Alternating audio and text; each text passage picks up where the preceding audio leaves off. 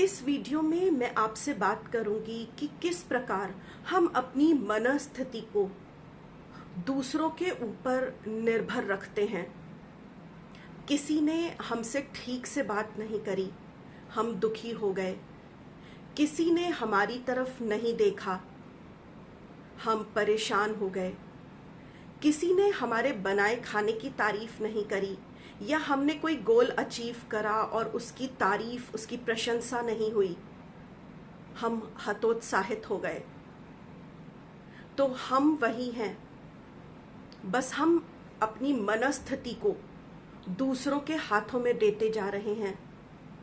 उनके शब्द, उनका व्यवहार और उनके जो कार्य हैं, उनके जो एक्शंस हैं, वो ये डिसाइड कर रहे हैं कि हम कैसा फील करेंगे।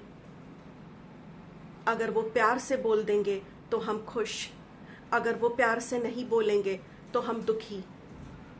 अगर वो हमारी प्रशंसा कर देंगे तो हम उत्साहित रहेंगे। अगर हमारे कामों की बुराई निकाली जाएगी, हम डीमोटिवेट हो जाएंगे, हतोत्साहित हो जाएंगे। तो फिर हम क्या हैं इस पूरे सिनेरियो में? हम कर क्या रहे हैं? हम हैं ही कहाँ इस पूरे सिनेरियो में? सेंटर ऑफ द पिक्चर में सिर्फ एक व्यक्ति है, जो कि वो दूसरा व्यक्ति है, पर लाइफ आपकी है। तो मेन जो कैरेक्टर है इस फिल्म का, आपकी लाइफ की फिल्म का, वो आपको होना चाहिए, ना कि किसी और को। आपको फर्क नहीं पड़ना चाहिए कि आपसे किस टोन में बात करी गई। आपको फर्क नहीं पड़ना चाहिए कि आपके काम की तारीफ हुई या नहीं हुई।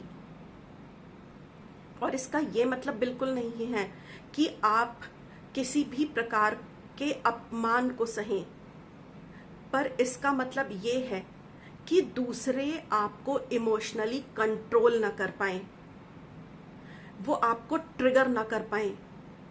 आपको आना चाहिए कि किस प्रकार से आप ऐसी स्थितियों में अपने इमोशंस को मैनेज कर लें, क्योंकि आपकी मनस्थिति आपके हाथों में ही होनी चाहिए। अगर आप किस प्रकार से फील करते हैं, इस चीज़ की रिस्पॉन्सिबिलिटी आप औरों को दे देंगे तो आप उनके हाथों की कठपुतली बन के रह जाएंगे। वो जब चाहेंगे वो स्ट्रिंग उठाएंगे, धागा खींचेंगे और आप उस प्रकार से नाचेंगे। तो कठपुतली बनने से अच्छा है कि आप स्ट्रॉन्ग बने, डिटरमिन्ड बने, फर्म बने, कि नो मैटर व्हाट, लोग मुझे किस प्रकार से नचाना चाहें, मुझे फर्क नहीं पड़ता। मैं अपने में स्थित रहूंगी, मेरी मनस्थिति शांत रहेगी।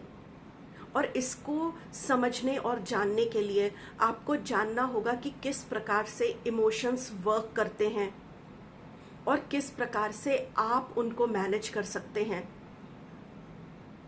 तो अपने इमोशंस पे वर्क करिए, रादर दैन किसी के हाथों की कठपुतली बन जाना।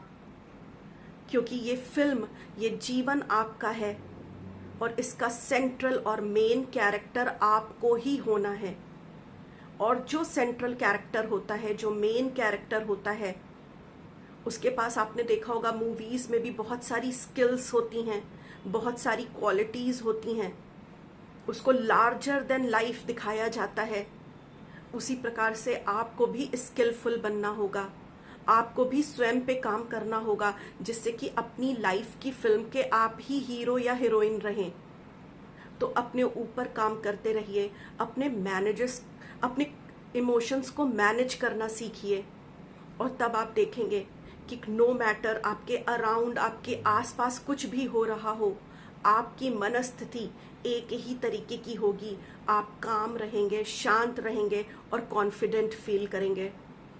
और इसके बाद आपकी लाइफ में बहुत सारे ट्रांसफॉर्मेशंस आएंगे और आप एक अलग प्रकार से जीवन को महसूस करेंगे। तो अपने इमोशंस को मैनेज करना सीखिए। और अगर आपको मेरी कोई हेल्प चाहिए तो मेरा एक कोर्स है जिसका नाम है इमोशनल इंडिपेंडेंस प्रोग्राम, आप वो भी ज्वाइन कर सकते हैं। इसमें मैं आपको एनएलपी की टेक्निक्स के द्वारा, रेकी से और होओपोनोपोनो प्रेयर से और इमोशनल फ्रीडम टेक्निक्स से सिखाऊंगी कि किस प्रकार से आप अपने इमोशंस को मैनेज कर सकते हैं। अगर आपको मेरी सहायता चाहिए है तो आप जो लिंक बिलो है, जो बायो में दिया हुआ है, उस पर आप क्लिक कर सकते हैं। बाकी की जानकारी आपको वहीं मिल जाएगी। और अगर आप स्वयं करना चाहें तो आप बुक्स पढ़िए, अपने ऊपर काम करिए, ऐसे वीडियोस देखिए जो आपको अपने इमोशंस को मैनेज करना सिखाएं, क्योंकि ये बहुत ज़रूरी है इस बदलते हुए वक्त में, जहाँ सब कुछ बदल रहा है, लोग बदल रहे हैं, परिस्थितियाँ बदल रही हैं और वो भी बहुत जल्दी जल्दी बदल रही हैं, कि आप उन सब चीज़ों के बदलते हुए रूप को देख कर भी इमोशनली अनअफेक्टेड रहें और स्वयं में स्थित रहें। Thank you.